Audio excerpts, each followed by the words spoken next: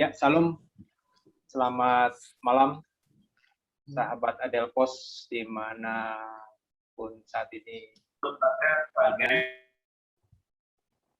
Bersyukur malam ini kita boleh berjumpa lagi di acara virtual persekutuan Adelpos ya.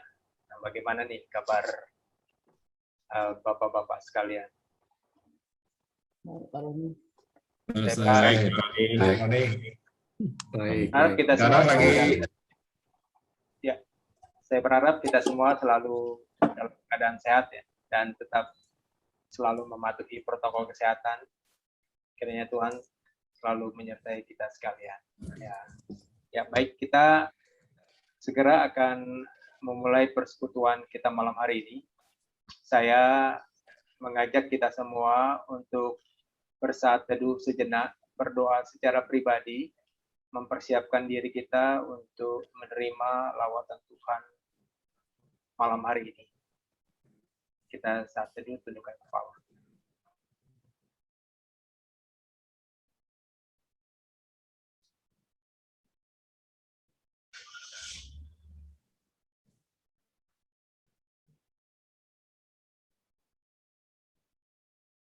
Amin. Mari kita menaikkan pujian. Pujian yang pertama yang kita naikkan adalah Seperti Rusa Rindu Sungaimu. Pujian ini mengingatkan kita bagaimana kita punya kerinduan. Lebih mengenal Tuhan lebih dekat lagi. Mari kita naikkan pujian ini bersama-sama.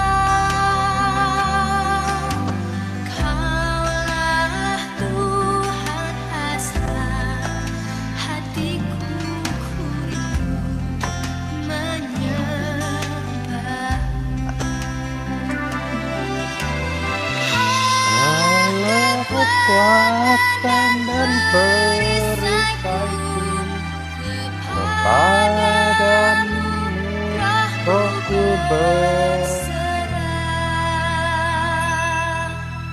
Kaulah Tuhan hasrat hatiku, rindu menyembah.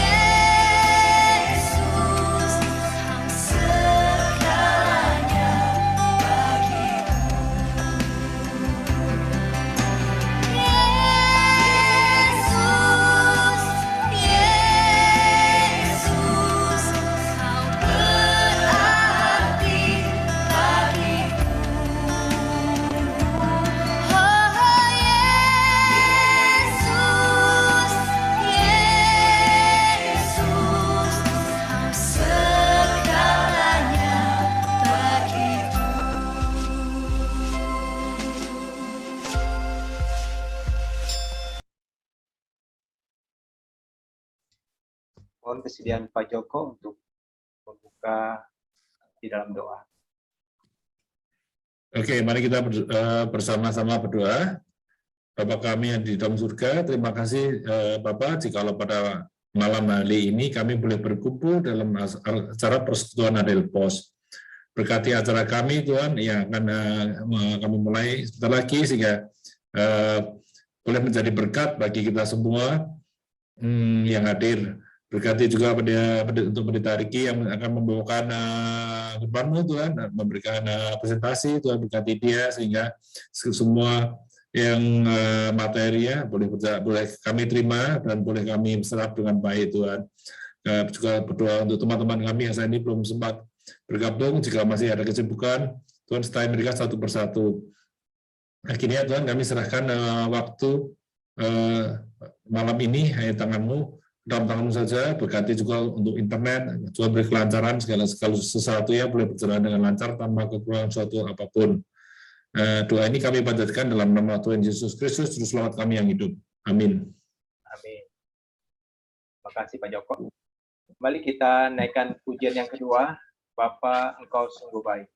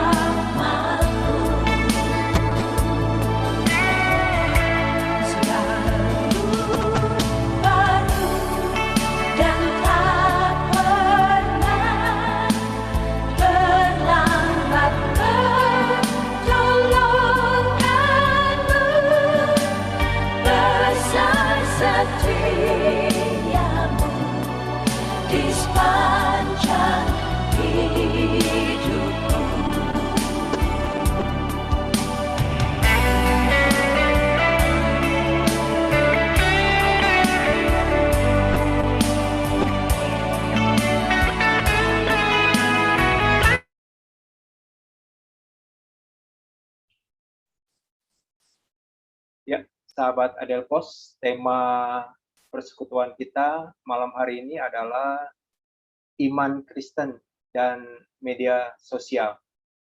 Ini tema yang menarik ya, karena sangat kuat relevansinya atau kontekstual dengan kehidupan kita sehari-hari.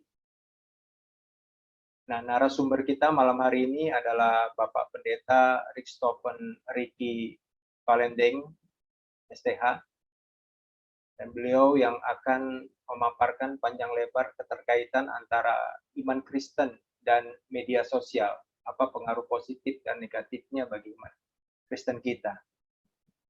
Tidak banyak informasi yang saya punya untuk kenal Pak Riki, tetapi nanti biar Pak Riki saja sendiri yang memperkenalkan dirinya serta kegiatannya saat ini. Baik, langsung saja waktu saya berikan kepada Bapak Pendeta Rickstoffen Riki. Silakan Pak Riki. Terima kasih Pak Roni. Selamat malam Bapak-Bapak sekalian. Izinkan saya terlebih dahulu share screen dulu ya.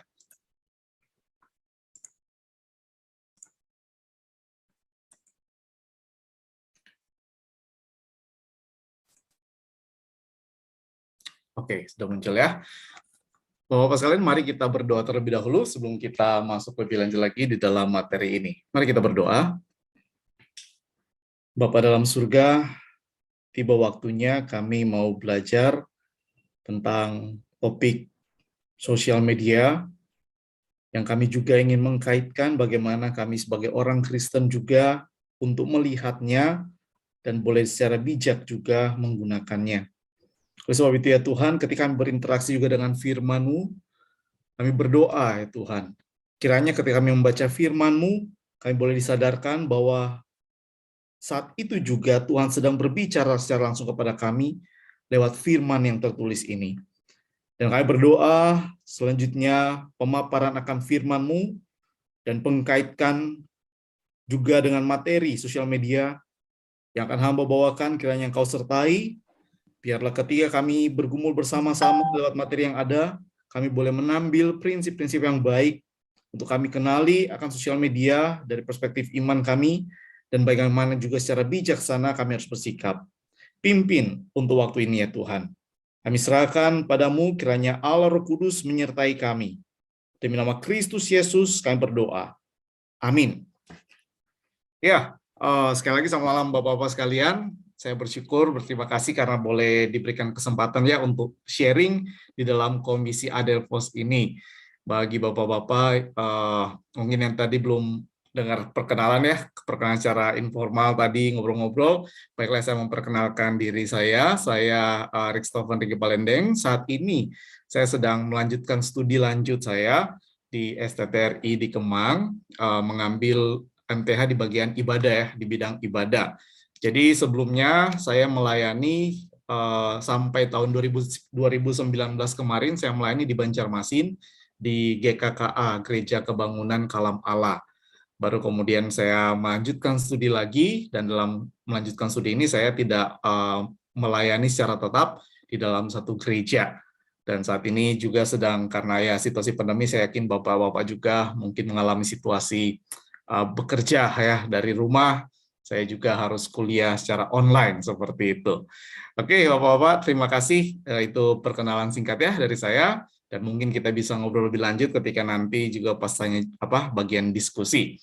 Nah, saya ingin membahas atau tema yang kita gumulkan bersama-sama pada saat ini, yaitu berbicara mengenai iman Kristen dan media sosial. Saudara, saya mengajak kita untuk membaca satu bagian firman Tuhan. Saya akan melandaskan dari surat Paulus kepada jemaat di Roma. Roma pasal yang ke-12, ayat yang pertama. Saya akan bacakan bagi Bapak-Bapak sekalian. Karena itu, saudara-saudara, demi kemurahan Allah, aku menasihatkan kamu, supaya kamu mempersembahkan tubuhmu sebagai persembahan yang hidup, yang kudus, dan yang berkenan kepada Allah. Itu adalah ibadahmu yang sejati. Saudara, Rasul Paulus mengatakan di sini, kapan kita dikatakan itu memiliki ibadah yang sejati? Yaitu ketika kita telah menyadari kita telah ditebus, kita telah menyesali dosa-dosa kita telah dibenarkan, dan kita telah mengaku percaya pada Yesus Kristus, dan ketika Allah Roh Kudus sudah dalam diri kita, dan saat itulah kita kemudian secara taat dikatakan mempersembahkan tubuh.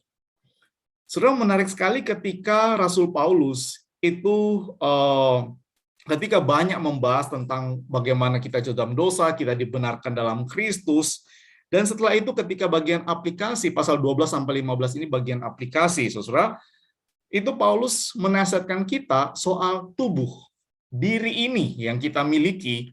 Paulus tidak berbicara serahkan rohmu untuk mencintai Kristus lebih dalam lagi, serahkan jiwamu untuk melayani Dia dengan berkobar-kobar. Tapi Paulus mengatakan tubuh kita. Kenapa, saudara? Saudara, kalau kita baca dari pasal yang ke-6 dan sampai pasal yang ke-7, itu Paulus beberapa kali mengungkit soal tubuh. Bahwa tubuh kita yang sebelumnya telah menjadi hamba dosa, setelah dibenarkan, kita sekarang tubuh kita adalah milik daripada Kristus. Oleh sebab itu kita harus menyerahkan tubuh kita untuk menjadi alat kebenaran.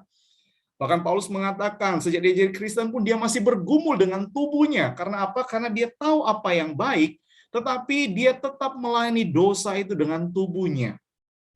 menjadi hal yang sangat penting ketika berbicara mengenai tubuh. Banyak orang mungkin juga tidak terlalu peduli mengenai tubuh, padahal dengan tubuh inilah kita, kalau bisa dikaitkan dengan tema saat ini, dengan tubuh inilah kita bermedsos, bermedia sosial. Kita menggunakan tubuh ini dengan segala panca indera di dalamnya yang kita gunakan untuk bermedia sosial. Nah, saudara, menarik sekali ketika Paulus menyinggung soal tubuh, ya, ketika tubuh ini. Karena kalau kita lihat ayat sebelumnya, Roma pasal 11 ayat 36, itu Paulus memberikan suatu doksologi, suatu kesimpulan. Sebab segala sesuatu adalah dari Dia, ya, dari Allah, dan oleh Dia, dan kepada Dia. Bagi Dialah kemuliaan sampai selama-lamanya. Dan sebagai suatu respon untuk kita berikan kemuliaan kepada Tuhan, itu apa? Mempersembahkan tubuh kita. Mempersembahkan tubuh kita termasuk di dalam bermedia sosial. Termasuk dalam bermedia sosial. Nah, saudara yang terkasih dalam Kristus Yesus, berbicara mengenai media sosial, ini menjadi hal yang tak terelakkan lagi. Apalagi di masa pandemi. Wah, semua itu banyak sekali terkait dengan media sosial, ya. Berinteraksi, bahkan sebenarnya kita sedang bermedia sosial dalam platform Zoom. Ada secara bersosial di dalam media. Nah, seperti itu. Menarik, Bapak-Bapak sekalian, sebelum kita lebih lanjut, saya memperlihatkan akan data-data yang ada terkait media sosial. Saudara, di dalam data reportal, ya, ketika dia mengambil data dari Hootsuite juga, ini menarik tentang gambaran perkembangan daripada digital yang terjadi terkait dengan pengguna sosial media secara aktif. Itu dibandingkan dengan Januari 2020 terjadi peningkatan 13,2% ya di Januari 2021. Ada peningkatan seluruh dunia. Jadi di seluruh dunia ada peningkatan pengguna secara aktif akan sosial media. Menarik karena berarti terjadi dunia sosial media sudah menjadi dunia yang sangat erat dengan kita dan tidak bisa lepas dari kita pada saat ini. Dan bagaimana dengan di Indonesia? Di Indonesia ternyata dari data yang ada, jika dibandingkan dengan populasi, ya, masyarakat Indonesia itu sudah 61,8% yang menggunakan berinteraksi sebagai pengguna sosial media. Berarti Indonesia itu sudah sangat besar sekali karena dengan jumlah penduduk begitu besar sekali, berarti dengan pengguna 61% itu sangat-sangat erat dengan dunia sosial media. Dan bagaimana juga dengan perkembangan kalau dibandingkan dengan Januari 2020. Ternyata di Januari 2021 terjadi peningkatan 6,3% pengguna pengguna sosial media secara aktif yang dilacak dari Januari 2021 jika dibandingkan 2020. Ada terjadi peningkatan 6,3%. Menarik, berarti orang Indonesia itu tidak bisa lepas atau sangat berinteraksi dengan media sosial. Dan juga dalam kebiasaan bermedia sosial di Indonesia itu didapatkan menarik, saya melihat rata-rata orang per hari itu menggunakan 3 jam 14 menit. 3 jam 14 menit per hari satu orang pengguna. Berapa banyak waktu yang kita pakai juga untuk bergumul dengan firman. Kalau membaca Alkitab misalkan 1 tahun habis, itu rata-rata ya setiap hari membutuhkan waktu itu bisa 30-45 menit. Taruhlah 1 jam lah ya. Taruhlah 1 jam satu hari. Itu rasanya juga nggak ada orang yang mau baca Alkitab 1 jam. Itu masih kalah, Bapak Ibu. Bapak-bapak. Jadi 3 jam 14 menit per hari orang Indonesia menghabiskan waktu rata-rata untuk bermedia sosial. Dan sosial media platform yang paling banyak ya dikunjungi, ini data dari Januari 2021, yaitu YouTube. Ya, apalagi gereja-gereja sudah beribadah secara online ya, pasti juga YouTube itu paling banyak digunakan sebagai platform. Kedua, WhatsApp. Ketiga, Instagram. Keempat, Facebook. Kelima, Twitter. Rasanya itu Facebook udah penurunan daripada tahun lalu. Kalau nggak salah tahun lalu saya cek 2020 dia di peringkat kedua. WhatsApp yang kedua. Kalau kita lihat ini 5 di atas aja ini, ya, YouTube, WhatsApp, Instagram, Facebook, Twitter. Ini benar-benar sosial media yang sangat berinteraksi dengan informasi yang kita dapatkan atau kita berikan, cara chatting, visual, audio, seperti itu, berita-berita yang kita dapatkan, ini berinteraksi dengan hal tersebut. Berarti sangat erat sekali seseorang di Indonesia itu untuk mendapatkan informasi, untuk menonton itu dengan media sosial. Dan ternyata kalau dari data yang ada juga, sosial media, aplikasi sosial media yang paling banyak digunakan itu WhatsApp, dan kalau video streamingnya itu YouTube, paling banyak tonton. Jadi pasti ya soal chatting ya, antara urusan kerjaan, rumah tangga, dan lain sebagainya, masih banyak pengguna di WhatsApp, seperti itu. Mengikut selanjutnya Facebook, Instagram, TikTok, Twitter. Sedangkan di video, YouTube tetap memegang peranan. Wow, audio visual sangat erat sekali dengan kita. Kemudian yang paling banyak pengguna, ya, paling pengguna daripada mobile aplikasi ya, aplikasi handphone kita Januari 21 pun WhatsApp. Kemudian juga paling banyak di-download TikTok. Paling banyak di-download, saudara. Karena lagi pas 2020 kemarin kan booming tiba-tiba TikTok, yang sekarang Instagram mengikuti dengan Reels-nya, seperti itu. Nah, saudara, ini potret dari sosial media, pengguna-pengguna sosial media, dan apa yang paling banyak mereka kunjungi, setidaknya di Indonesia. Jadi kita bisa melihat bahwa tidak bisa lagi terelakkan sentuhan dengan dunia sosial media, apalagi pandemi telah memaksa kita untuk bersentuhan secara langsung di dalam sosial media. Nah, saudara, untuk terkait hal itu, saya tidak ingin berbicara langsung secara praktis ya tentang sosial media dalam bagaimana do or don'ts-nya gitu ya. Tetapi saya ingin mengajak kita untuk melihat seorang yang bernama Marshall McLuhan, seorang pakar teori komunikasi dari Kanada, di mana 27 Juli 2017 Google itu, biasanya kalau kita masuk ke laman Google, itu biasa munculin doodle. Nah, doodle-nya dia ini muncul. Itu dia yang di tengah gambaran kartunnya seperti itu. Siapa si Marshall McLuhan ini?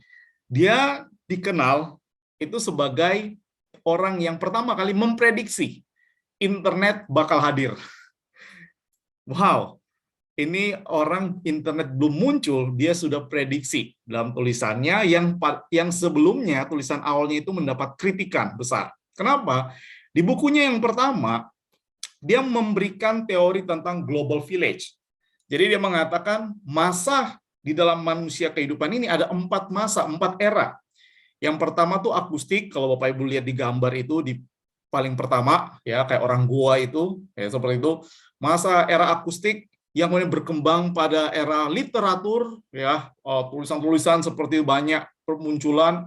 Kemudian berkembang pada produksi massal. Wah, teknologi mulai berkembang kan, produksi massal.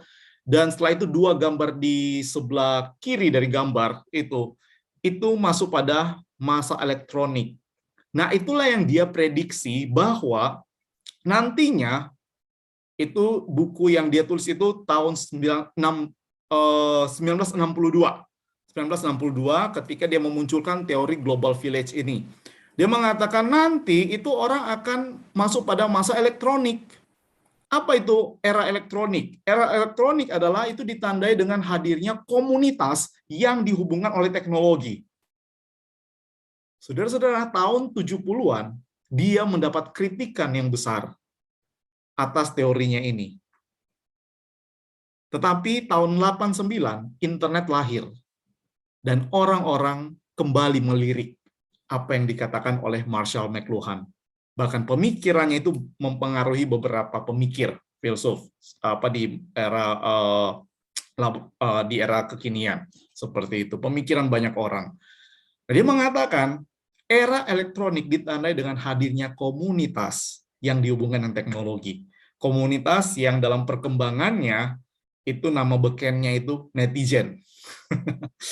Ya, sekalipun banyak mendapat sorotan istilah negatif, tetapi netizen berarti kan berbicara soal orang-orang masyarakat di net ini, terkait di dalam jaringan ini.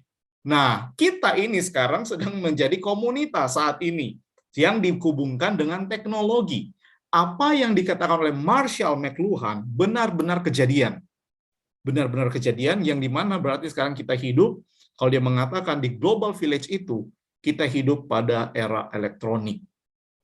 Nah, saudara, menarik lagi, kemudian pada 2 tahun berikutnya, 1964, dia mengeluarkan sebuah buku yang berjudul Understanding Media. Nah, ini dari buku kedua ini kemudian menjadi sangat populer akan pemikiran dari Marshall McLuhan, orang-orang menaruh perhatian pada pemikirannya dia, karena ada hal yang menarik yang dia katakan di sini, yang saya mau kaitkan dengan firman Tuhan tadi yang kita baca. Marshall McLuhan itu dia melihat seperti ini. Dia mengatakan bahwa segala penemuan atau teknologi yang ada itu sebenarnya merupakan perpanjangan dari amputasi diri kita, physical body kita, dari tubuh kita. Maksudnya seperti apa? Maksudnya seperti apa? Bapak Ibu, maksudnya seperti ini. Motor atau mobil yang kita gunakan itu perpanjangan dari apa? Kaki kita. Betul? Karena untuk kita berjalan, kita menggunakan itu. Kemudian, handphone yang kita gunakan, perpanjangan dari apa? Perpanjangan dari telinga sama mulut kita untuk kita berkomunikasi, bukan? Makanya ada handphone seperti itu. Teknologi, komputer, laptop, perpanjangan dari apa? Dari otak kita sebenarnya. Untuk menyimpan data, filing data, dan lain sebagainya. Jadi sebenarnya McLuhan melihat lebih dalam lagi, ini bukan semata-mata hanya sekedar teknologi yang berkembang untuk mempermudah pekerjaan manusia. Tapi teknologi atau penemuan-penemuan yang terkait dengan hal itu sebenarnya merupakan perpanjangan yang dia istilahkan self-amputation, amputasi diri kita. Karena dia memang secara sengaja. Jadi benar-benar itu merupakan suatu bentuk bagian tubuh kita yang di dalam bentuk materi atau dalam form, dalam suatu bentuk seperti itu. Dia kasih contoh begini, dia ceritakan di dalam bukunya itu, Bapak-bapak pasti tahu narsistik, ya kan? Narsis, mencintai diri. Nah, itu kan kisahnya kan itu dari seorang bernama Narkisus. Narkisus ini adalah orang yang dilahirkan sangat tampan sekali, sangat ganteng sekali, sehingga banyak yang cinta dia. Ini dalam mitologi Yunani. Nah, sampai dia dikutuk. Karena ketampanannya itu dia dikutuk bahwa dia akan jatuh cinta pada bayangannya sendiri. Jadi dia dilahirkan tampan, tetapi dia tidak pernah melihat dirinya sendiri. Nah, suatu ketika dia melihat kebayang-bayang di sungai, bayangan di air, bayangan dirinya. Dan saat itu dia jatuh cinta dengan dirinya sendiri. Dia jatuh cinta dengan dirinya sendiri sampai mati. Dia jatuh cinta pada bayangannya sendiri. Marshall McLuhan itu memakai cerita ini sebagai teknologi. Bayangannya, kalau kita mau kaitkan dengan sekarang, bayangan Narkisus itulah merupakan suatu perpanjangan daripada tubuh kita yang di dalam bentuk teknologi. Yang pada akhirnya banyak orang jatuh cinta, sama seperti Narkisus jatuh cinta pada bayangannya sendiri. Banyak orang juga jatuh cinta pada teknologi lebih daripada dia mencintai suaminya, mencintai istrinya, mencintai anak-anaknya, dan mencintai orang lain. Lebih mencintai pada pekerjaan yang menggunakan teknologi, karena itu merupakan perpanjangan daripada tubuh. Dan mencintai itu ketimbang mencintai relasi dengan orang lain secara fisik, secara bersentuhan, ngobrol langsung seperti itu. Nah, ini yang Marshall McLuhan tuh sudah katakan jauh-jauh hari. Buku ini ditulis 1964. Kemudian mengatakan lagi bahwa zaman elektrik ini kita akan melihat diri kita itu diterjemahkan lebih dan lebih lagi di dalam bentuk informasi. Jadi diri kita sebenarnya itu akan menjadi tempat informasi atau bahkan diterjemahkan di dalam bentuk-bentuk informasi termasuk platform-platform sosial media di mana diri manusia itu akan dibicarakan di situ banyak hal.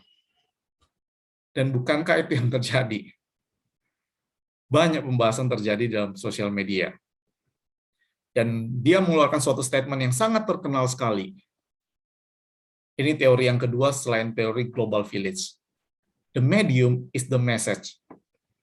Media itu sendiri, itu adalah pesan. Apa maksudnya? Nah, Bapak Ibu, kira-kira gambaran yang mungkin kita pikirkan selalu kan biasa secara normal seperti ini ya. Medium, kita masuk kepada sosial media.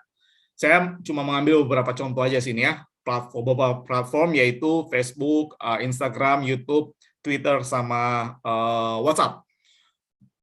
5 platform ini, nah kita kan selalu melihat ini media, maka melalui media ini kan ada pesan yang ingin disampaikan, betul ya? Kayak sekarang lah, saya menggunakan platform Zoom untuk menyampaikan materi tentang iman Kristen dan sosial media kepada bapak-bapak sekarang yang dalam posisi sebagai netizen. Nah, seperti itu. Nah, bahkan begitu sebenarnya sistemnya kan, ada media yang digunakan untuk menyampaikan message itu kepada pendengarnya, yaitu netizen. Polanya itu seperti itu.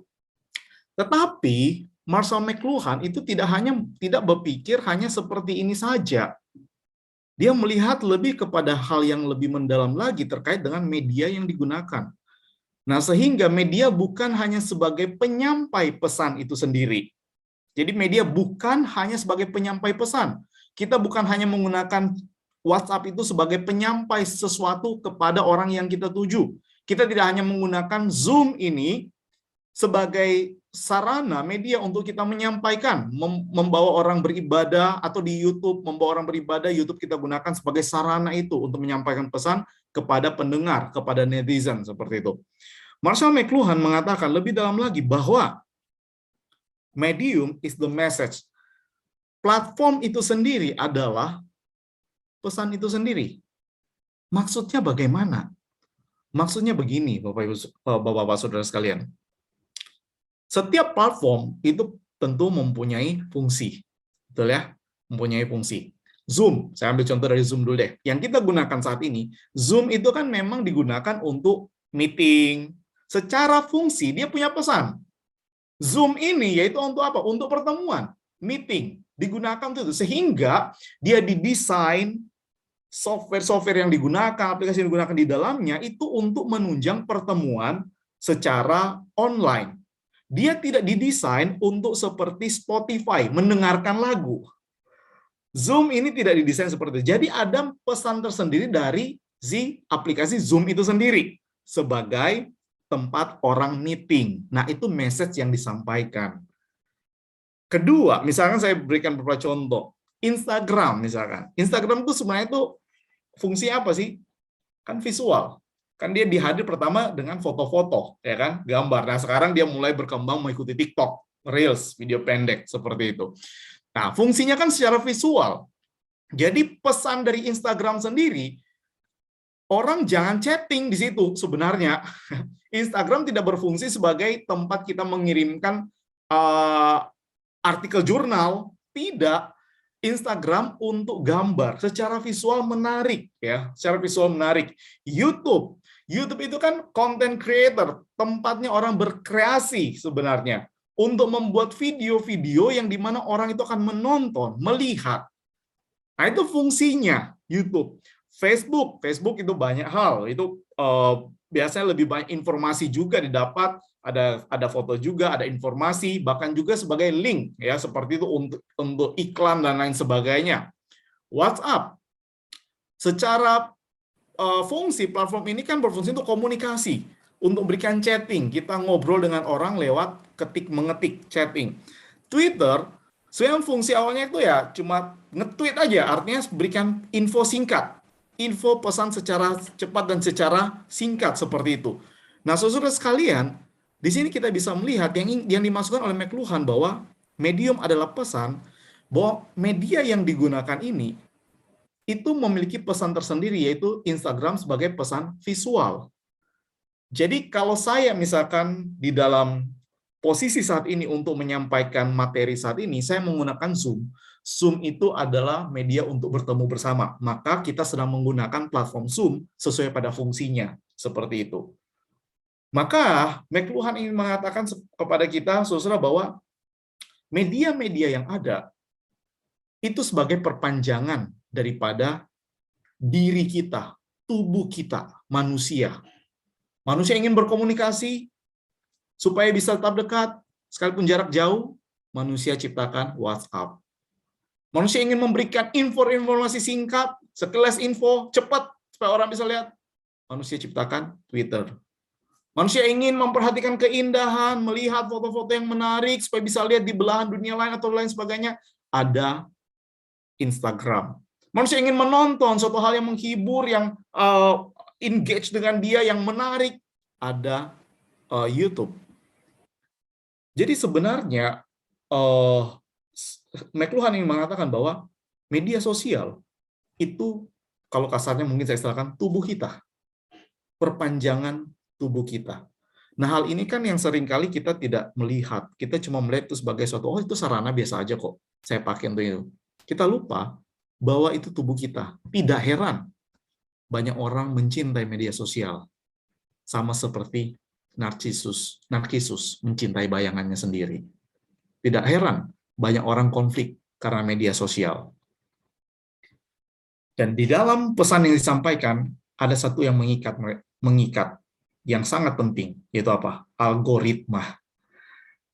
Bapak-bapak, kalau mungkin bapak-bapak sempat dengar istilah algoritma, ya, algoritma YouTube, yang dimana beberapa pesohor pengguna YouTube kemudian keluar, tidak mau lagi menggunakan YouTube karena melihat algoritma atau cara bermain, ya, cara bermain YouTube itu sudah tidak sesuai dengan mereka. Jadi masing-masing medium ini memiliki algoritma atau cara bermain sendiri, supaya apa yang ingin kita sampaikan itu viral, kira-kira seperti itu. Nah, sehingga algoritma ini itu menjadi hal yang sangat penting. Kenapa, Bapak-bapak sekalian?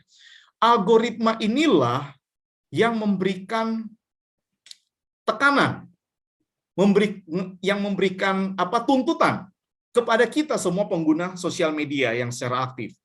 Pertama, dia memberikan tuntutan performatif. Performatif seperti apa? Artinya, ketika kita di media, kita harus perform dengan baik, betul? Kita harus memberikan hal yang terbaik. Misalkan di YouTube, orang akan senang melihat kalau performnya bagus, menarik sekali, indah untuk ditonton, indah untuk dilihat. Di Instagram, gambar yang menarik atau foto yang menarik, enak dilihat, perform. Ini hal yang sangat penting sekali. Dan jangan-jangan gereja banyak berusaha terjebak pada algoritma seperti ini. Supaya muncul di beranda awal, di laman YouTube, itu berusaha memberikan performa terbaik. Tidak salah, tetapi jangan sampai banyak gereja bisa terjebak di dalam hanya menjadi performatif, tanpa disadari. Tanpa disadari. Sehingga banyak di dalam, ada gereja yang jemaatnya itu sempat cerita ke saya, dulu waktu belum pandemi, itu sering banget dikasih pelayanan singer. Tapi sejak beberapa bulan setelah pandemi, sejak gereja mulai online, nggak pernah diminta lagi pelayanan. Nggak pernah ada jadwal. Dan yang muncul selalu orang-orang itu aja. Nah, saudara, sayangnya banyak gereja juga terjebak ternyata di dalam algoritma ini. Media sosial itu telah menjebak. Engagement yang kedua, yang dituntut oleh algoritma. Engagement, artinya apa? Kita harus engage dengan yang menonton, yang melihat, penerima pesan kita. Misalnya gini, di YouTube, itu kalau clickbait, ya, clickbait itu yang muncul pertama kali, itu kan harus engage, membuat orang penasaran. Nah, itu clickbait. Saya heran, ada beberapa channel Kristen, orang memberikan clickbait itu dengan judul-judul, itu biasa judul atau potongan video singkat, memberikan clickbait itu yang sebenarnya itu memang untuk memancing orang, tetapi terlihat nilai Kristen itu tidak nilai Kristennya justru malah nggak ada, ya kan? Malah ada. Misalkan clickbait itu seperti ini, ternyata mau ngomongin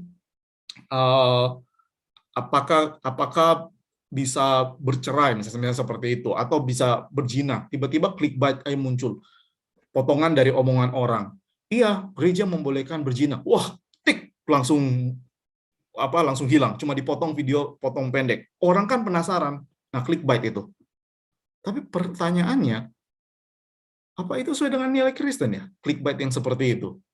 Hanya demi supaya orang klik channelnya. Channel Kristen. Nah, itu engagement. Sama di Instagram, itu orang munculin nge-tag ya, tagger itu banyak. Itu kan untuk supaya ada engage. Instagram supaya postingan kita bisa muncul di beranda orang, di laman orang muncul bagus. Itu harus banyak yang like. Makanya orang tergila-gila supaya postingannya itu di-like banyak orang. Mungkin bapak-bapak punya postingan, wah lihat, wah banyak sekali yang like, atau anak-anak bapak-bapak sekalian, wah sangat tergila-gila, kok nggak ada yang like sih? Ini postingan saya tiba-tiba jadi sedih. Berarti kan tanda-tanda bahwa algoritma Instagram itu telah menjadi bagian tubuhnya yang dia cintai, perpanjangan, dan menjadi narkisus. Engagement itu menjadi tuntutan loh daripada media sosial. Sehingga orang itu menjadi penasaran ketika dia memposting sesuatu, mengupload sesuatu video, atau memposting sesuatu, atau misalnya di grup, dia sengaja ya sudah tulis, wah firman Tuhan pagi-pagi, tulis kirim ke grup, nggak ada yang tanggepin. Wah, tiba-tiba sedih, sebel, marah, leave grup, keluar grup. Loh, kenapa? Karena tidak di-engage dengan orang lain. Karena orang lain tidak ngerespon, tidak berikan like, atau tidak berikan komen. Loh, memangnya waktu mau menyampaikan kata-kata motivasi firman Tuhan itu tujuannya untuk mendapat itu? Terjebak. Nah, itu engagement, saudara. Jadi engagement tuh menuntut orang, makanya di YouTube tuh, coba lihat, yang paling menarik tuh yang mana? Video-video yang nggak penting kan? Video-video yang bikin celaka orang lah, bikin rugi orang, itu video-video yang banyak. Konten-konten yang istilahnya itu tidak mendidik, itu yang paling banyak ditonton. Karena untuk dapat apa? Untuk dapat engage. Makanya ada istilah demi konten. Demi konten orang merusak, menghancurkan harga dirinya. Demi konten orang mempublikasi hal aib dalam keluarganya. Sampai ada satu artis itu sampai membuat YouTube video hanya untuk memanggil pembantunya karena dia dengan istrinya dia akhirnya pisah. Dia manggil pembantunya untuk memberikan kesaksian tentang siapa istrinya. Dibikin video YouTube, konten. Lalu dihujat banyak orang. Masalah rumah tangga kok dijadikan konten sih? Kamu laki-laki. Saudara, engagement. Cuma demi apa? Demi dapat subscribe. Saya takut gereja bisa terjebak di hal begini juga. Demi banyak viewers, ibadah. Dan gereja melakukan begitu banyak hal, termasuk mungkin mengorbankan banyak hal juga yang penting di dalam komunitas bergereja, hanya demi engagement. Yang ketiga, estetik. Nah, ini bicara visual. Orang bikin video singkat, maunya estetik. Ya kan? Artinya estetik itu gambar yang indah, yang disampilkan secara visual, yang menarik mata orang untuk berlama-lama, termasuk dalam ibadah. Banyak orang, banyak gereja berusaha untuk memberikan estetik yang indah, gambaran yang indah, supaya orang berlama-lama tidak pindah channel. Jadi tujuan ibadah itu untuk apa? Apakah cuma untuk menghadirkan estetik-estetik ini? Tidak salah, tetapi tujuannya apa? Jangan-jangan terjebak. Saya tidak mengatakan salah, hanya jangan sampai terjebak. Nah, Bapak-Bapak sekalian, semua itu berada di bawah tuntutan algoritma. Setidaknya yang saya sharekan 3 hal ini. Ini membuat orang menjadi gelisah. Ini membuat yang pembuat konten creator menjadi gelisah untuk berpikir begitu rupa supaya bisa menghasilkan performa terbaik, dapat engagement yang baik, dan estetiknya yang indah. Saya takut jikalau kita banyak orang Kristen juga sebenarnya berjuang, sekalipun menggunakan ayat Alkitab, dibikin estetika begitu indah, hal yang begitu menarik, itu ternyata cuma untuk supaya orang melihat di handphone, di sosial media, wow, menarik. Seperti itu. Saudara, jangan sampai terjebak pada hal ini. Dan saya lebih takut jikalau apalagi sudah di zaman ibadah secara online, gereja-gereja itu hanya terjebak kepada tuntutan algoritma dan bukan lagi hati untuk melayani dan menyembah Tuhan. Seorang bernama Craig Detweiler itu dalam bukunya iGods itu dia mengatakan memang kita terhubung dengan perangkat mobile kita. Dan semua yang di perangkat mobile kita itu kan menenangkan kita ketika kita rasa kesepian, yang menenangkan kita ketika kita mungkin rasa kehilangan, ketika kita berantakan dia bisa membantu kita mengorganize, ya handphone kita ini, ya perangkat kita ini itu benar-benar bisa memberikan kehangatan bagi kita, karena ini merupakan cara kita untuk berkomunikasi dengan sanak famili kita, ya kan, yang mungkin di luar kita jauh tempat tinggalnya dengan kita, supaya kita tetap merasa dekat, kan bagus ya. Juga merupakan cara yang menarik untuk mengisi waktu luang kalau kita sedang menunggu, sedang ke bank, sedang menunggu antrian, atau sedang menunggu teman, rekan kita, rekan kerja kita, sedang menunggu sedang dalam waktu istirahat siang, sedang menggunakan sosial media, itu menyenangkan sekali. Bahkan kita bisa menyelam itu ke dalam mobile phone kita ketika kita bosan, ketika kita sedang dalam kondisi ketakutan, bahkan ketika kita ingin memberikan kabar yang menarik, taunya gosip, seperti itu. Memberikan kabar yang, wah viral, berita viral nih. Ingin cepat-cepat kasih kabar. Semua lewat perangkat sosial media. Tapi, kata si Craig ini, kesenangan ini bisa berbuntut kepada penyembahan. Pada penyembahan yang itu bisa pada penyembahan berhala. Mazmur 115 mengingatkan, berkata seperti ini, di ayat yang 4.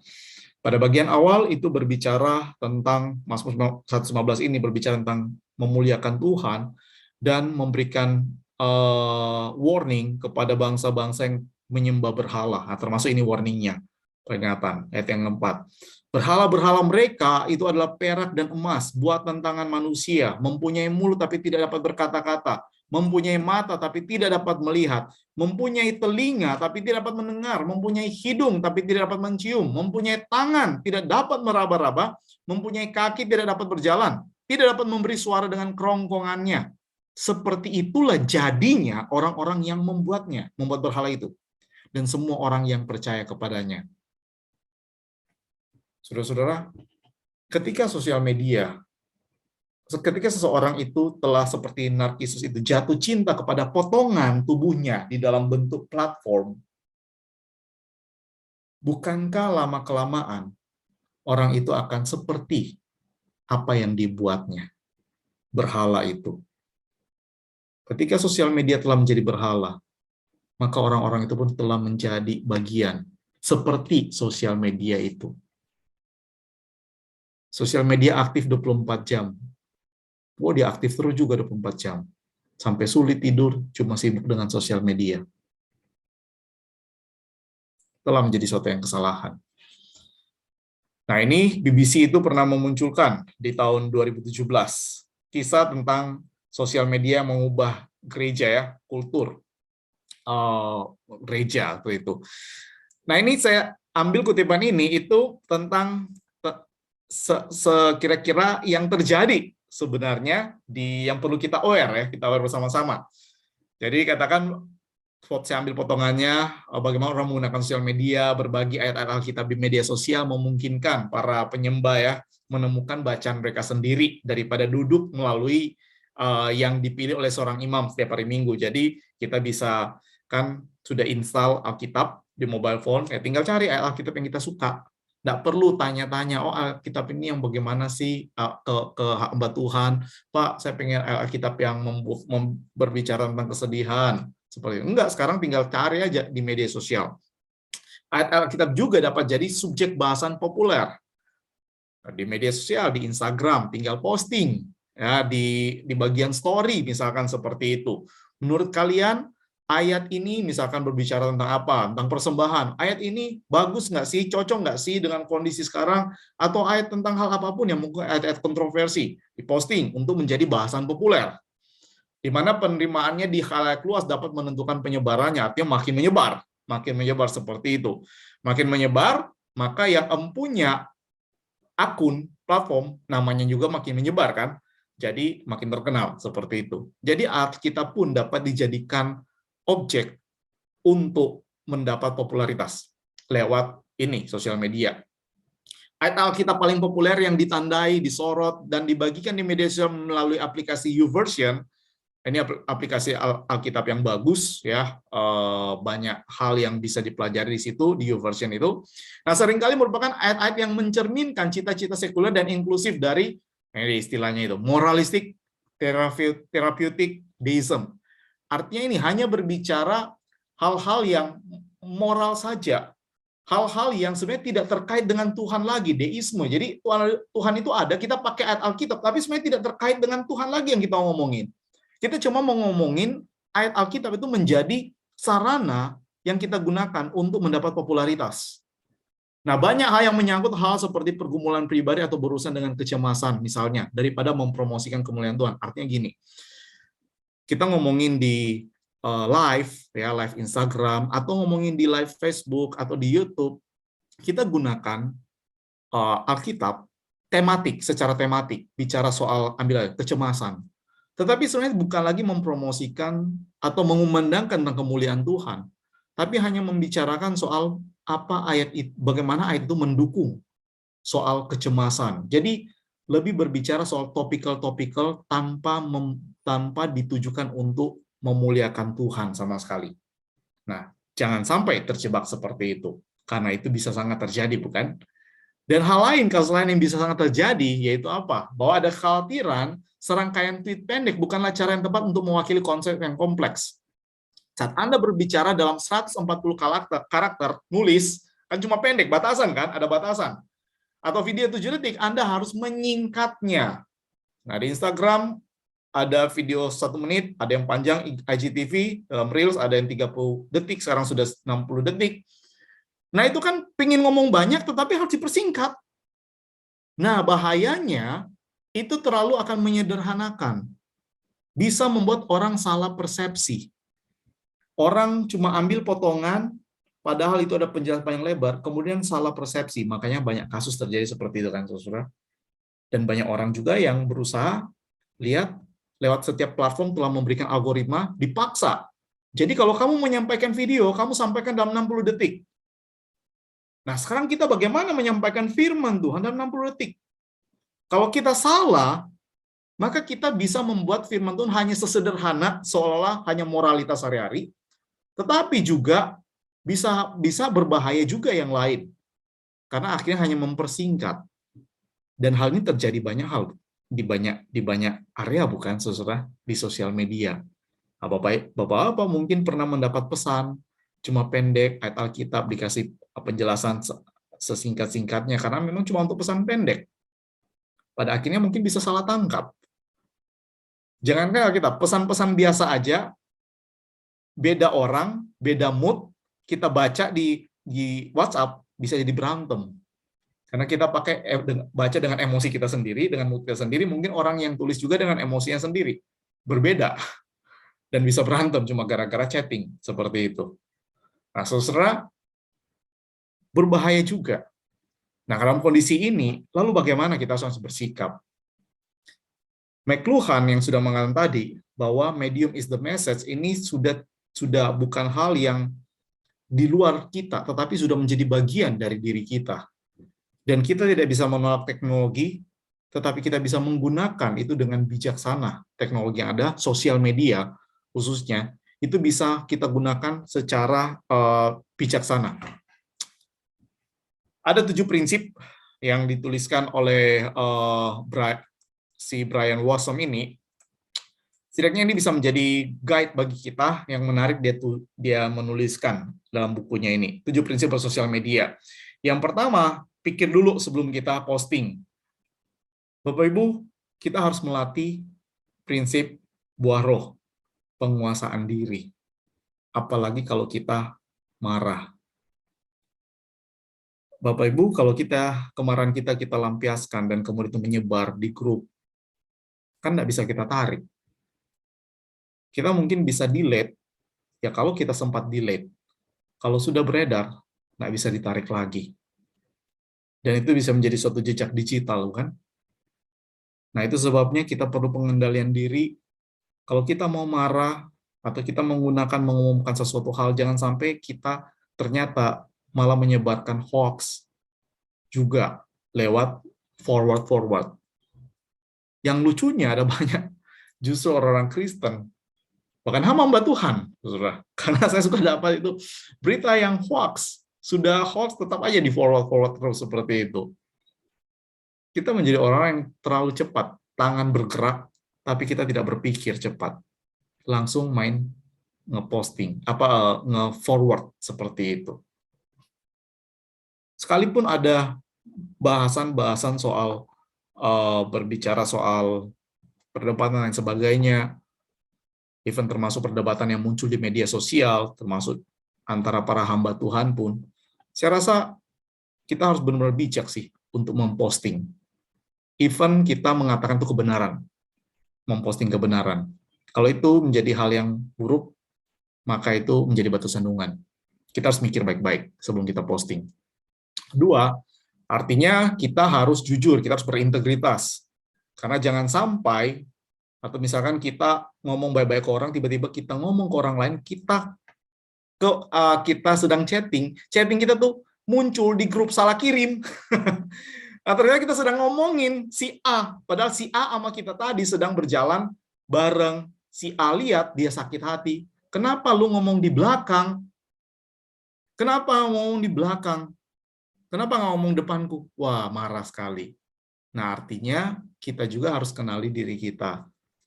Jujurlah, jadilah diri kita yang berintegritas di dalam bermedia sosial. Jangan menyebarkan berita bohong dan lain sebagainya.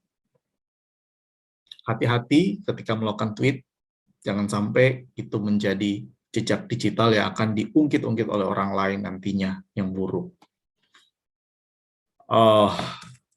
Amsal 4 ayat 23, jagalah hati kita dengan segala kewaspadaan. Jaga hati kita.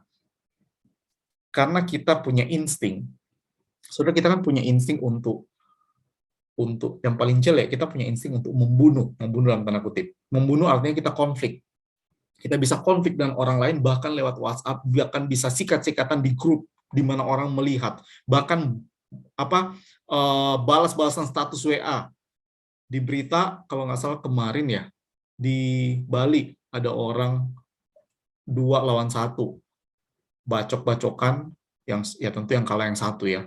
Cuma gara-gara apa? Gara-gara status WA. Dianggap menyindir, seperti itu. Hati-hati saudara, jaga hati kita dengan segala kewaspadaan. Jangan lupakan hutan hanya karena pohon-pohonnya. Artinya jangan lupakan hal yang global, ingat bahwa sosial media itu hanya bagian kecil daripada hidup kita. Jangan sampai kita terjebak pada sosial media itu menjadi seolah itulah dunia kita. Jangan sampai jatuh cinta pada perpanjangan tubuh kita. Jangan sampai. Karena hidup kita masih luas. Kita masih punya keluarga, kita masih punya sanak famili, kita masih punya rekan-rekan yang kita bertemu dalam pekerjaan, dalam pelayanan, untuk kita bercengkrama, bukan hanya dengan sosial media. Karena itu menjadi hal yang sangat berbahaya. Dan yang kelima, seperti yang tadi, jangan menjadi batu sandungan pada orang lain. Hati-hati dengan apa yang kita posting. Hati-hati ketika kita memberikan pendapat pun hati-hati. Terkadang kita harus menarik diri, bahkan harus diam. Saya mengenal ada orang yang kemudian itu menyebarluaskan yang sebelumnya dengan dia tuh temenan dekat, dan dia sebarkan di dalam suatu grup yang berisi orang-orang Kristen, pengurus-pengurus secara luas, ya, secara luas dari Sabang sampai Merauke, dijelek-jelekin di situ hanya karena tersinggung. Nah, saudara, bukankah ini menjadi batu sandungan bagi banyak orang? Mari kita belajar untuk tidak menjadi batu sandungan. Lebih baik jadi pembawa damai, karena itu perintah Tuhan Yesus, bukan? Mari jadi pembawa damai, berikan ketenangan, dan bangunlah komunitas yang genuine, yang sejati. Itu apa? Jangan hanya terjebak pada media sosial. Media sosial itu memang bagus menjadi sarana, karena kita sedang kondisi seperti ini, kita bermedia sosial membangun komunitas. Jadi komunitas yang membangun. Tetapi jangan lupakan, kita masih harus membangun komunitas secara real. Pertama dengan keluarga yang real, bisa dilihat, bisa disentuh, itu keluarga. Kemudian dengan sanak saudara kita, saudara seiman kita.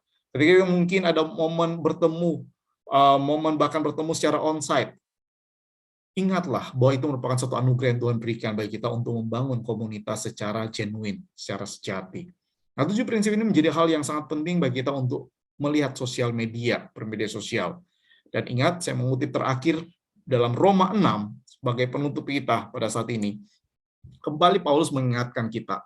Roma 6 ayat 19 yang mengatakan, aku menyatakan hal ini secara manusia karena kelemahan kamu, sebab sama seperti kamu telah menyerahkan anggota-anggota tubuhmu menjadi hamba kecemaran dan kedurhakaan yang membawa kamu kepada kedurhakaan, demikian hal kamu sekarang harus menyerahkan anggota-anggota tubuhmu menjadi hamba kebenaran yang membawa kamu kepada pengudusan.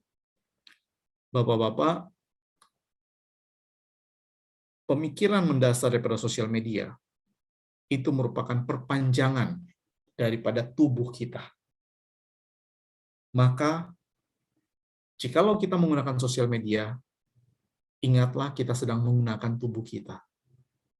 Oleh sebab itu, gunakanlah untuk memberitakan, menghadirkan nilai-nilai kebenaran yang membawa kita pada pengudusan. Bijaklah menggunakan sosial media. Mari kita berdoa. Bapa dalam surga, lewat pembahasan pada saat ini, tolong kami disadarkan bahwa dalam kehidupan kami tidak lepas daripada sosial media. Dan pada dasarnya sosial media atau teknologi apapun itu sebenarnya merupakan perpanjangan daripada tubuh kami yang Kau berikan kepada kami tubuh ini. Tapi tolong kami untuk boleh menggunakan secara khusus sosial media itu sebagaimana kami harus memperlakukan tubuh kami digunakan untuk hal yang baik.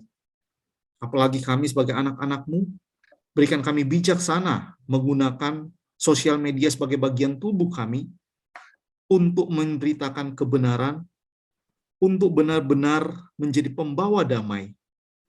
Dan biarlah lewat sosial media kami, yang merupakan gambaran pada bagian tubuh kami, lewat itulah orang lain bisa melihat Kristus yang hidup di dalam kami.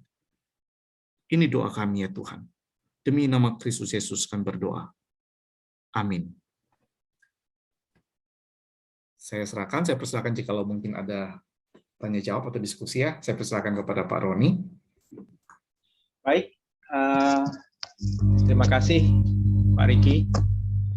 Dari penjelasan Pak Riki, tadi kita tahu bahwa perkembangan media sosial itu menjadi fenomena yang sudah mengglobal ya.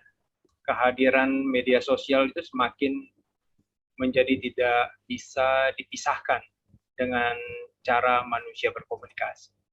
Nah, media sosial sebagai hasil dari kemajuan teknologi informasi dan komunikasi kini mau tidak mau menjadi kebutuhan manusia dalam segala tingkatan usia. Ya, mulai dari anak-anak, remaja sampai orang-orang dewasa. Itu juga membutuhkan media sosial. Dan tentu saja pastinya ada dampak positif dan negatifnya seperti yang tadi sudah dijelaskan oleh Pak Riki. Nah, sekarang kita akan masuk pada sesi diskusi atau tanya jawab. Nah, Bapak-bapak bisa bertanya langsung atau menuliskan pertanyaannya pada kolom chat ya. Nah, baik, pertanyaan pertama mungkin dari saya dulu ya. Nah, ini untungnya kalau jadi MC ya, jadi bisa bertanya lebih dulu. Sekarang ini kan ada istilah gereja digital, Pak. Yaitu sebuah tawaran kehidupan bergereja pada masa kini, nih, gereja digital ini. Nah, pertanyaannya, apa pendapat Bapak sehubungan dengan istilah gereja digital ini? Apa hal negatif bagi gereja? Kalau tadi Bapak sempat singgung terkait bahwa media sosial itu bisa menjebak ya. Nah, jadi apa yang bisa menjebak ya bagi gereja jika gereja menganggap bahwa media sosial atau dunia virtual ini adalah peluang di mana gereja memiliki cara pandang baru dalam memandang realitas Allah yang transenden gitu, Pak. Silakan Pak Riki. Ya, terima kasih Pak Roni. Pertanyaan yang baik sekali. Tentang gereja digital, yang pertama, kalau ini menurut opini pribadi ya, kebanyakan gereja itu dipaksa, tepatnya dipaksa karena pandemi. Ya, dipaksa karena pandemi untuk beradaptasi dengan situasi yang baru,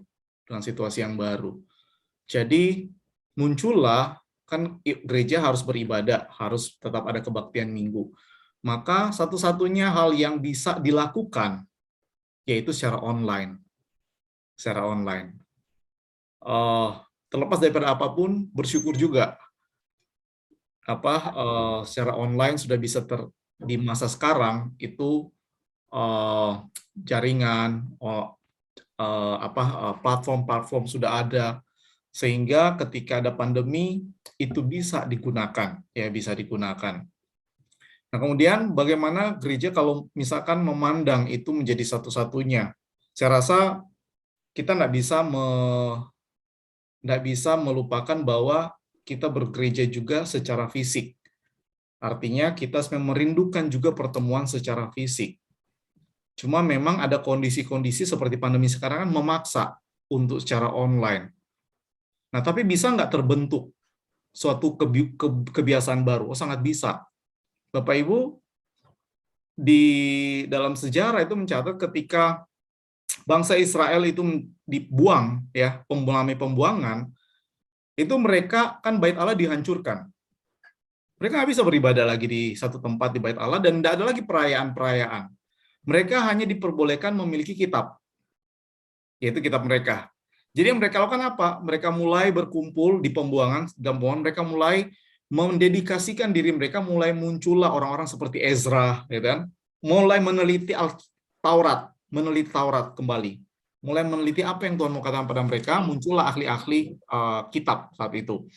Dan Alkitab ini berfungsi sebagai apa? Nah, mereka akan berkumpul di rumah-rumah untuk yang dilakukan itu apa? Membaca Taurat, bernyanyi, bermazmur, sama berdoa. Tiga hal itu.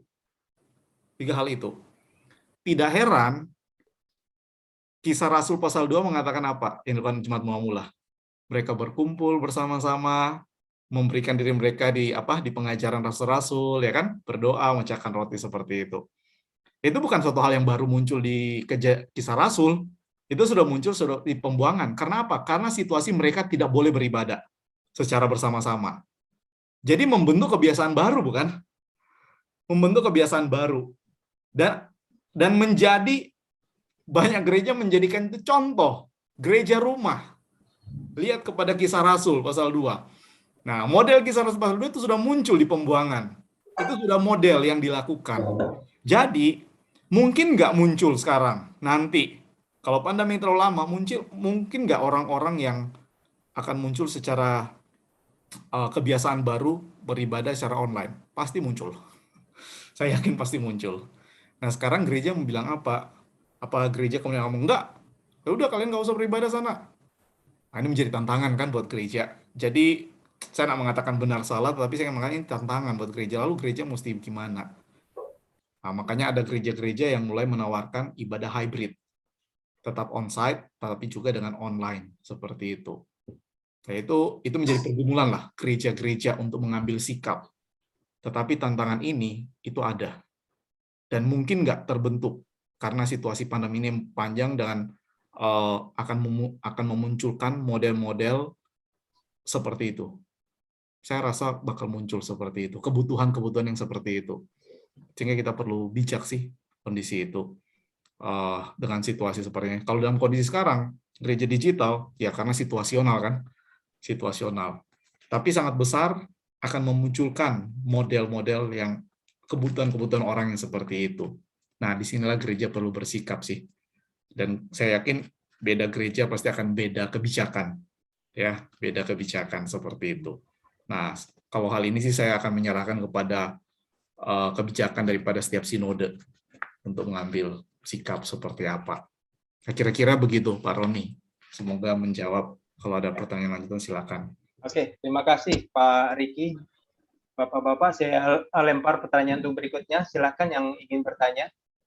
Pak Devi kelihatannya mau bertanya nih, karena sudah langsung ya, di... Oke, silakan Pak Devi. Ya. Ya, shalom. Terima kasih Pak Roni dan dari Kopen. Nah, tadi penjelasan dari Bapak itu sangat menarik sekali ya. Di mana mengambil Tuhan tadi, intinya itu lebih ke arah bagaimana kita tuh berkomunikasi dalam media sosial ya. Lebih daripada media sosialnya tersebut. Nah,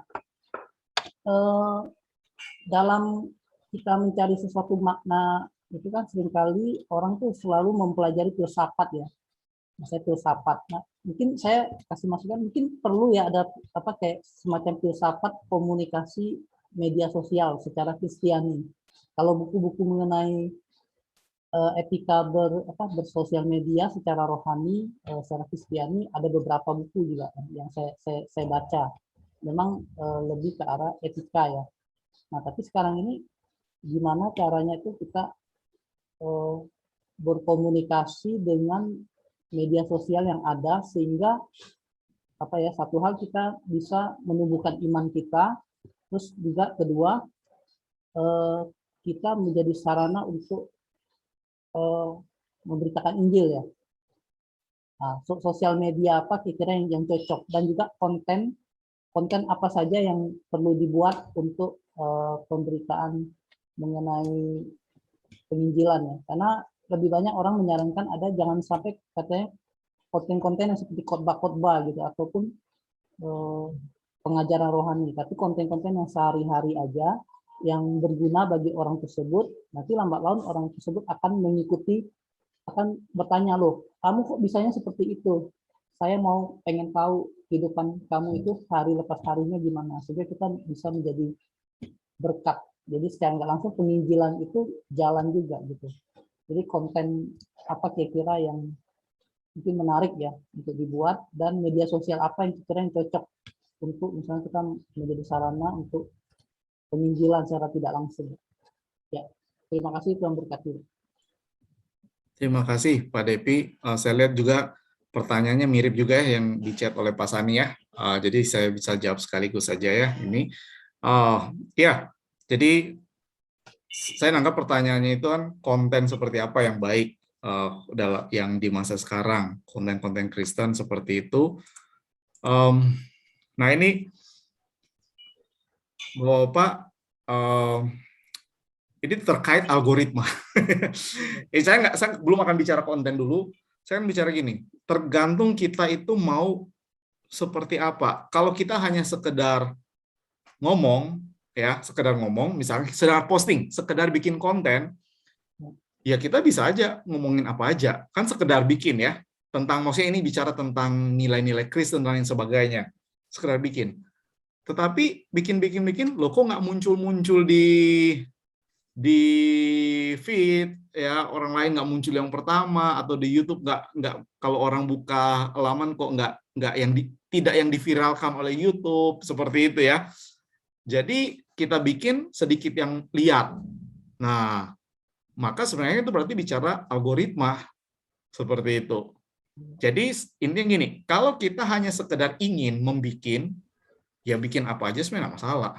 Mau bikin yang maksudnya topik-topik tentang apapun ya tentang kekristenan nggak masalah. Tetapi kalau kita pingin konten yang kita bikin menjangkau banyak orang, maka kita mau nggak mau harus tunduk pada algoritma. Itu permainan ya, memang itulah permainan di media sosial seperti itu. Kita harus pinter-pinter bukan cuma bicara kontennya, value dalam konten, tetapi juga misalkan di Instagram. Instagram tuh ada niche pasarnya. Jadi kalau Bapak bikin konten, misalkan konten tentang misi, ya harus trik pada misi, topik misi, apapun itu yang terkait misi. Jadi akan ada orang-orang dengan sendirinya punya bapak-bapak punya pasar tersendiri, istilahnya ya, punya pasar, punya pengikut yang memang ingin sekali mendapat berkat lewat konten-konten yang Bapak bikin terkait misi. Kalau Bapak membutuhkan orang yang berbicara soal spiritualitas sehari-hari, pekerjaan dan iman Kristen, misalnya gitu ya, dia bikinlah konten strict yang terkait itu. Nanti akan mendapat para follower, pengikut yang memang atau platform itu akan membawa konten kita itu menjangkau ke orang-orang juga yang memang membutuhkan itu. Sehingga mereka akan mendapatkan berkat lewat konten itu karena spesifik khusus. Nah, itu kalau itu sudah masuk cara kerja ini platform, cara kerja platform. Jadi sebenarnya kalau bilang kita mau semuanya, nah itu nggak bisa. Karena dengan sendirinya algoritma tuh langsung membatasi. Ketika kita mau semuanya, kita nggak dapat apa-apa. Ketika kita mau sebarin semuanya, kita nggak dapat apa-apa sama sekali. Tapi ketika kita memang saya pengen fokus, mau cerita bagaimana keterkaitan keuangan dengan, karena saya kerja di keuangan, saya mau bicara soal iman Kristen dan keuangan. Nah, maka Bapak akan mendapatkan follower-follower yang memang mau baca soal itu, mau lihat atau mau nonton soal itu, soal keuangan dan iman Kristen. Jadi memang dengan sendirinya algoritma sudah membatasi kita, tidak boleh menginginkan semuanya, ya jangan maruk, jangan rakus bahwa semuanya kita bikin, kita bisa semua juga, nggak bisa seperti itu. Nah, jadi sebenarnya kalau secara platform ya, setahu saya di media sosial itu dengan sendirinya lama-kelamaan bikin itu akan membentuk niche-nya sendiri, pasarnya sendiri, orang-orang follower-followernya sendiri yang memang menginginkan berkat lewat tulisan-tulisan kerohanian yang khusus seperti itu. Nah, demikian halnya cara dalam menjangkau, misalkan yang ditanyakan Pak Sani di chat itu kan, lewat sosmed menjangkau jiwa-jiwa baru. Nah, ketika kita masuk di sosmed, yang kita jiwa-jiwa baru tuh siapa? Range usia berapa? Akan begitu. Kecuali kita sudah masuk di kayak komunitas sekarang misalkan di GKI Kebayoran Baru, ya sudah, ini kan jelas satu komunitas, ya ini dengan range usia beda-beda seperti itu. Ya kayak sekarang kan Komisi Adelphos sudah ada pembatasan. Nah, sosial media juga bergerak seperti itu. Ketika kita mau jangkau jiwa baru dalam pertama range usia berapa, kedua yang suka topik apa. Nah, dia akan membawa kita seperti itu. Jadi jangkaulah jiwa baru sesuai dengan yang kita gumulkan. Ya, makanya saya katakan tadi kalau kita terbeban menjangkau, saya pengen dijangkau orang-orang yang sakit, memberikan penghiburan. Nah, berarti bikinlah konten-konten yang terkait dengan orang-orang yang sakit, tetapi terkait dengan bagaimana menguatkan iman mereka. Entah itu dalam bentuk YouTube, entah itu dalam bentuk Instagram, tulisan seperti apa, dan sehingga mereka merasa dikuatkan dan mereka mulai akan menyebarkan pada orang yang sakit yang lain juga. Dengan demikian mungkin ada orang di antara orang sakit itu yang belum percaya, padahal bisa percaya lewat konten-konten sosial media. Jadi Bapak-bapak, memang ketika kita bermain sosial media, mau nggak mau kita akan diperhadapkan pada algoritma. Itulah tuntutan algoritma. Jadi kira-kira seperti itu. Kalau misalkan ada belum kurang lengkap, mungkin bisa dielaborasi lagi. Kalau terkait ini Pak, komunikasi ya dalam media sosial, kira-kira ada nggak bahan yang terkait filsafat komunikasi di media sosial, terutama secara Kristiani ya, dipandang secara Kristiani. Yang banyak buku-buku yang Kristiani ya, yang hanya mengupas masalah etika aja. Tapi maksud saya itu ada nggak khusus yang membahas masalah filsafat, komunikasi, media sosial dikaitkan dengan iman Kristiani, Pak? Ada Iya, nggak bahan-bahan kira-kira yang bisa kalau secara langsung itu, kalau secara langsung ya, kalau ke filsafat, saya belum mengeksplor lebih lanjut sih Pak ya.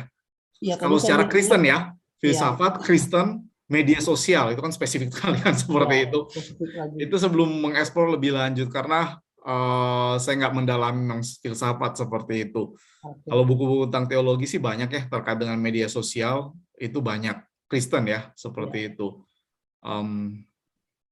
Saya belum ini sih Pak, sorry Pak. Karena memang saya tidak membidangi itu, jadi tidak main saya kurang jauh ke situ. Psikologi kali ya. Jadi Iya. Oke, cukup ya Pak Depi ya. Kita berikan kesempatan lagi buat yang lain yang ingin bertanya. Silakan Bapak-bapak yang ingin bertanya.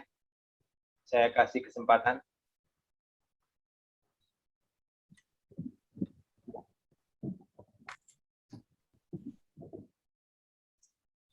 Dari saya Pak mau tanya ya. Saya dengan Luis ya Pak. Ya, Pak Luis. Silakan Pak.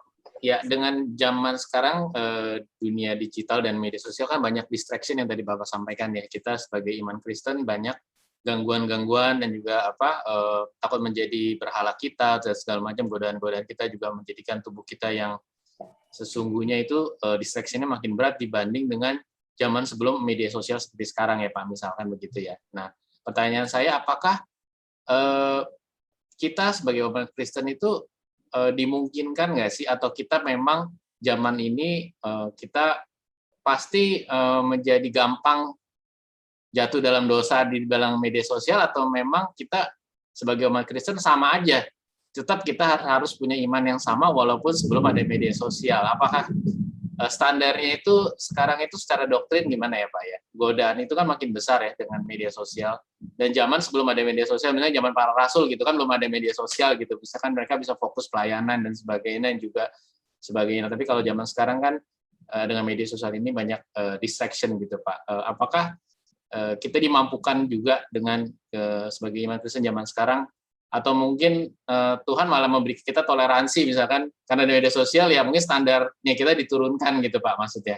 Mungkin ada penjelasan lebih lanjut. Thank you Pak. Ya, terima kasih Pak Lois atas pertanyaannya. Ini opini saya bahwa karena situasi ini kan media sosial memang sudah ada, tapi kalau bilang relatif sangat lama juga sebenarnya enggak. Pertama, internet baru muncul kan 89 katanya kelahirannya seperti itu ya, berarti relatif ya masih di tahun 80-an seperti itu ke sini, belum yang berabad-abad seperti itu. Nah, berarti kan suatu dunia yang baru sebenarnya, dipertegas dengan kondisi pandemi. Dipertegas karena kan ketika pandemi melanda, semua orang tuh kan harus di rumah. Nah, akhirnya sosial media kan menjadi sarana ini untuk dunia baru. Nah, sehingga kalau mau bilang apakah ada perbedaan, pertama kalau dari Tuhan tuntutan, dari perbedaan dosa seperti itu, pastinya enggak sih sebenarnya. Cuman kita kenalnya, kita mengelaborasinya, itu kan kayak dunia baru yang sedang kita jelajahi. Termasuk ketika membangun teologi gitu. Membangun teologi. Sekalipun prinsipnya kayak teologi sudah muncul kayak sosial media kan terkait visual art. Nah, visual art sudah muncul lama. Sudah dari abad awal juga sudah muncul itu, cuma dalam bentuk yang berbeda. Nah, sekarang kita terkait di dalam misalkan kalau bahasa yang lama visual art, kita terkait visual art di dalam sosial media. Nah, sudah platform. Nah, itu yang tadi sempat saya singgung kan, platform itu kan punya namanya tetap bisnis itu, ya kan? Pasti akan ada cara mainnya yang mungkin saja kita bisa terjebak di situ, tergelincir. Dan tidak sedikit kan orang tergelincir kalau misalkan dulu termasuk model-model kami para hamba Tuhan kan sekarang harus hati-hati ngomong. Bisa muncul di sosial media ya kan, cuplikan. Kalau dulu mungkin kita bisa kalangan sendiri, onsite, ngomong seperti itu. Wah, tapi sekarang apapun bisa dipermasalahkan. Makanya tadi yang di dalam 7 prinsip kan, salah satu bahwa jaga hati, hati-hati juga.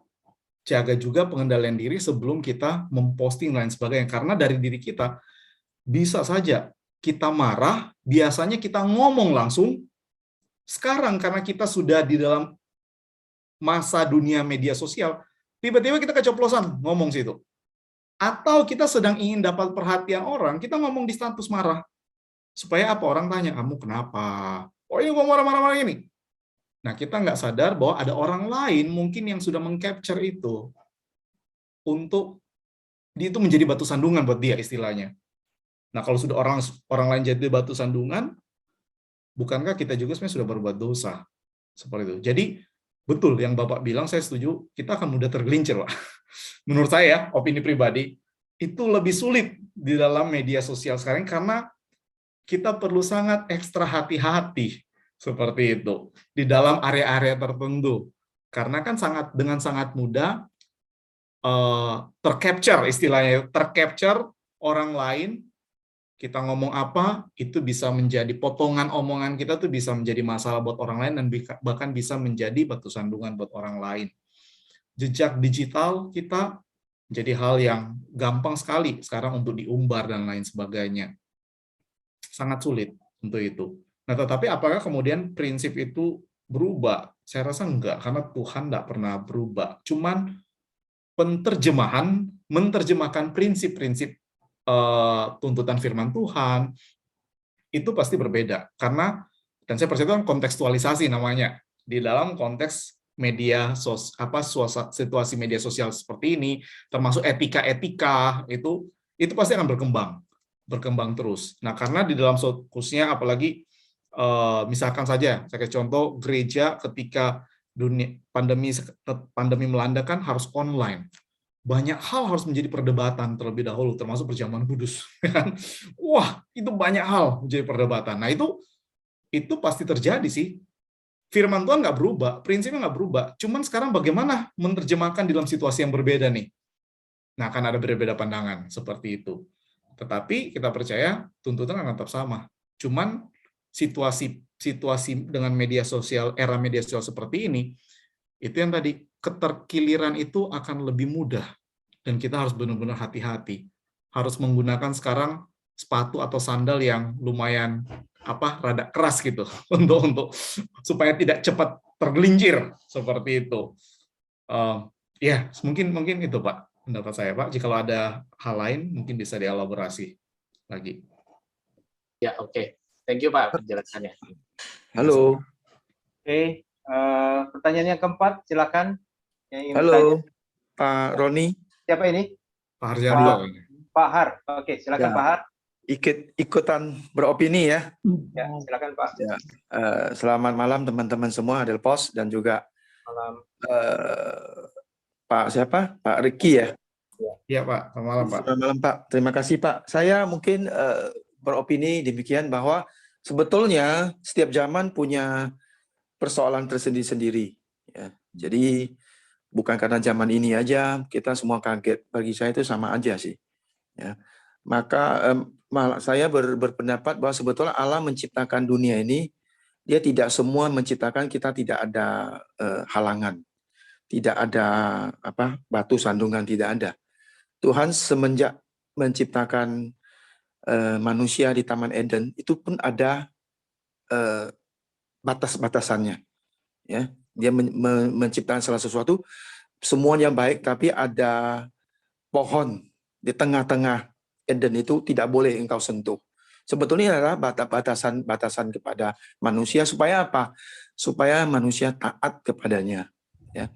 Jadi pada saat kita terlalu berfokus kepada masalah, akhirnya kita menjadi terjebak dalam masalah itu tanpa kita harus memperkuatkan diri untuk taat kepada Tuhan. Ya.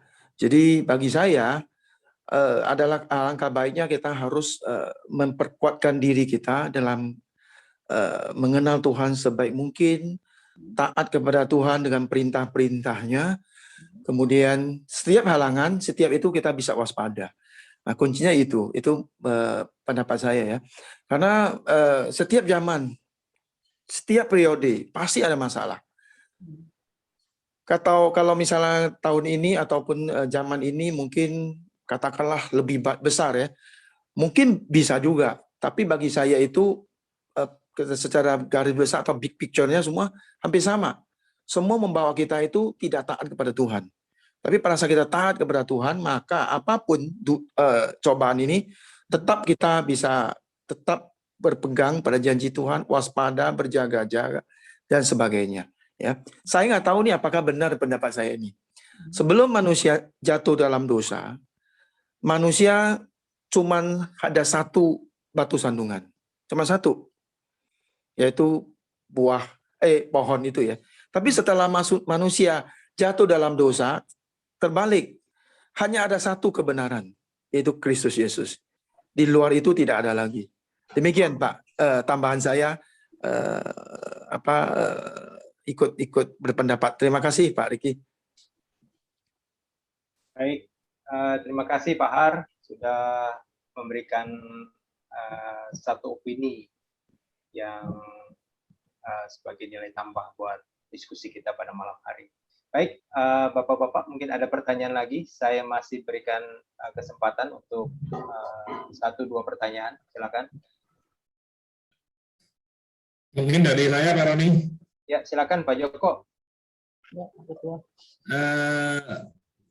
Selamat malam buat Pak Riki. Terima kasih untuk materi hari malam ini ya. Makasih banyak. Sedikit background dari saya tentang bagaimana kita memilih tema persekutuan malam ini ya. Jadi saat ini kan kita melihat ya sosial media itu kita sudah terlalu jadi suatu hal yang besar gitu kan ya. Jadi kita lihat banyak dari kita tuh nggak siap bagaimana menghadapinya kan ya. Jadi kayak kagok gitu ya. Misalnya ada berita hoax segala gitu. Kalau orang-orang tua, yang misalnya yang baru 60 tahun ke atas, nah itu kadang-kadang apapun yang mereka terima itu kadang-kadang mereka melihat sebagai suatu kebenaran, suatu berita yang benar. Jadi orang-orang itu gampang sekali dibohongin ya istilahnya gitu kan ya. Apalagi kalau sourcing-nya dari luar negeri, ya kan pakai bahasa Inggris itu kayak sesuatu yang itu benar pasti benar mereka jadi. Dan yang hoax-nya tuh kalau yang kebangetan ya memang bisa milih, tapi kadang-kadang ada yang tersamar kan misalnya ini pandemi di mana gitu-gitu itu lebih halus lah, itu yang kadang-kadang yang mengganggu saya lah dari tim dari pengurus komisi itu ya. Dan kedua kemarin itu ada lagi juga, saya kemarin lutut saya itu keseleo, saya ke tukang urut ya. Dia cerita anaknya itu baru SD kelas 1, masa handphonenya dibanting gara-gara main game. Itu sinyalnya jelek itu masa dibanting, handphonenya sampai hancur gitu. Itu kan sudah gila banget gitu kan. Jadi itu aja. Terima kasih banyak untuk penjelasannya dari saya Pak ya malam ini, supaya kita juga bisa lebih berbijaksana untuk bersosial media. Terima kasih Pak Riki. Ya, oke, terima kasih Pak Joko. Oke, satu pertanyaan barangkali yang bisa saya berikan buat Bapak-Bapak yang mungkin ada pertanyaan. Silakan, satu pertanyaan terakhir.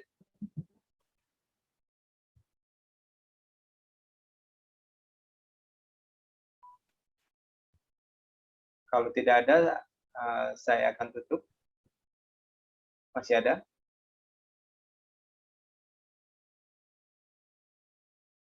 Baik, kalau tidak ada saya tutup ya. Terima kasih Pak Riki yang sudah menjelaskan panjang lebar terkait hubungan antara iman Kristen dengan media sosial. Semoga apa yang dipaparkan dan dijelaskan pada malam hari ini boleh membawa manfaat bagi kita semua yang mendengarkan pada malam hari ini. Saat ini kita akan masuk di dalam pengumuman dan doa penutup. Saya serahkan ke Lose Sam. Silakan Lose Sam. Baik, ya terima kasih Pak Roni. Sekali lagi terima kasih Pak Riki yang sudah menyampaikan materi ya malam hari ini. Terima kasih. Baik, sebelum nanti doa berkat akan disampaikan oleh Musa, saya akan sampaikan untuk bulan November nanti, karena persekutuan kita 2 bulan sekali. Nah, khusus bulan November nanti kita akan ada persekutuan bersama dengan komisi-komisi yang lain ya. Jadi rekan-rekan ada pos tidak hanya ada pos saja, tapi nanti bersama dengan komisi yang lain. Jadi tetap hadir sehingga kita bisa sama-sama dengan komisi yang lain. Baik, itu saja wartanya.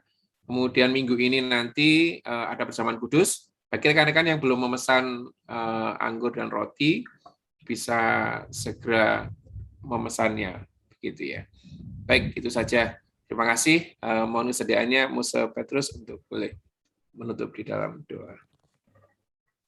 Baik, ya teman-teman, sebelum saya tutup dalam doa, saya infokan aja bahwa Sinode GKY tanggal 3 nanti akan melakukan launching satu digital ministry, namanya Hello God, ya Hello God.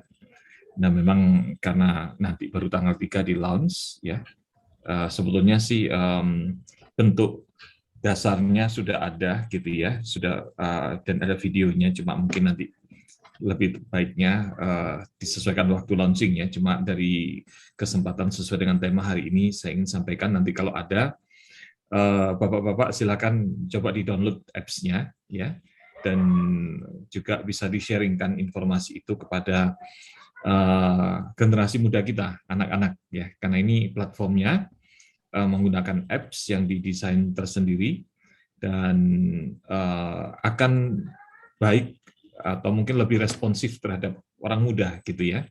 Jadi nanti orang yang memakai apps itu tiap hari akan berinteraksi dengan apps itu untuk mengekspresikan perasaannya.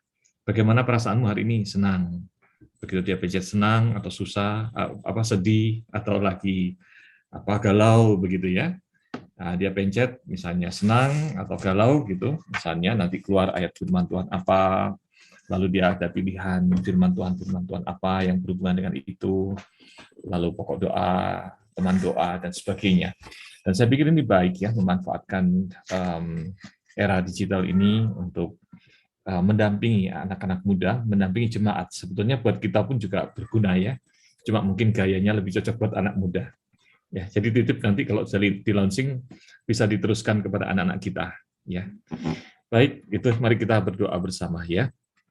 Bapa kami dalam surga, kami mengucap syukur untuk berkat Tuhan. Kami dibukakan wawasan tentang bagaimana media sosial, keberadaannya, filosofi yang ada di balik hal-hal terkait dengan media sosial, dan bagaimana kami sebagai orang-orang Kristen dapat menyikapi, memanfaatkannya dengan baik.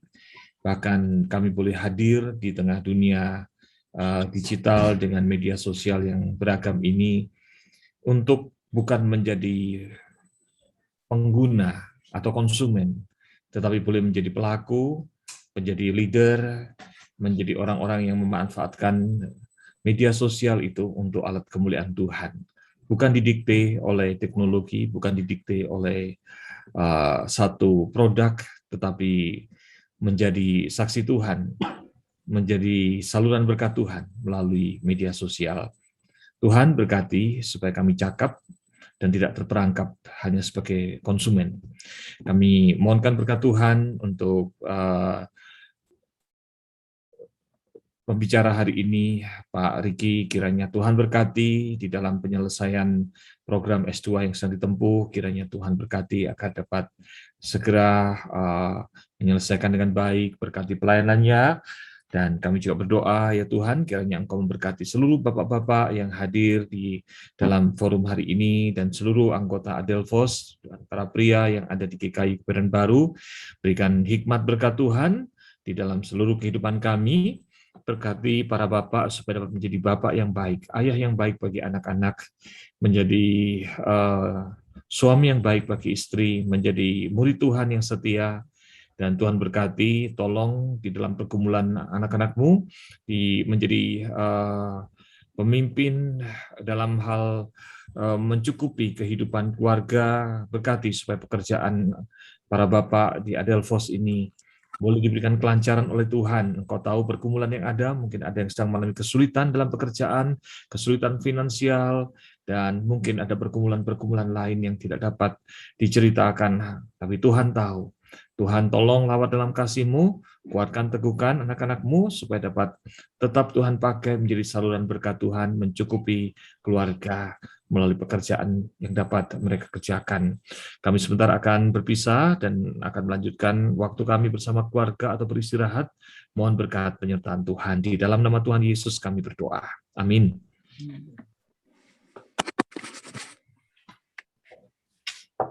Ya, baik, terima kasih. Acara selesai dan selamat malam.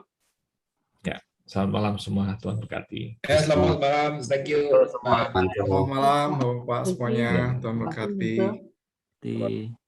Terima kasih.